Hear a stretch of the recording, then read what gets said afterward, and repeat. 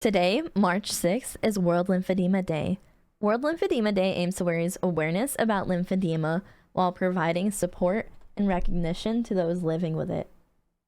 I was diagnosed with primary lymphedema in late 2024, although I have had this condition for over a decade. What is lymphedema? Lymphedema is a chronic lymphatic disease that results in disfiguring, swelling, in one or more parts of the body. The swelling is usually seen in the extremities, so arms and legs, but can also occur in the face, neck, trunk, and genitals. Lymphedema cannot be cured, but it can be managed. It can be hereditary, which is primary lymphedema, or it can occur after a surgical procedure, infection, radiation, or other physical trauma. Secondary lymphedema. Lymphedema signs and symptoms include persistent swelling, a feeling of heaviness or tightness in affected areas, limbs appear to be slightly different sizes, affected area of the body feels uncomfortable, heavy, or full, restricted range of motion, recurring infections, hardening and thickening of the skin, which is called fibrosis. What my treatment plan looks like. The goal is to maintain the swelling and prevent it from getting worse. I wear compression every single day. I have multiple layers that I wear. I have compression to wear while I sleep. I have a compression pump as well. Sometimes I get bandaging treatments where I get wrapped up in layers of bandages, foam pads, among other things. I have to wear hospital shoes around my feet during these periods. I sleep with the bandages and take them off in the morning, then go back and get rebandaged. I lost over 2 cups of fluids in my extremities after my first set of bandaging appointments. I also have appointments for manual lymphatic drainage. I have to be hyper alert of any changes with my affected areas. I have to check for hardening of the skin, pitting, discoloration. I have to use specific lotions for different areas,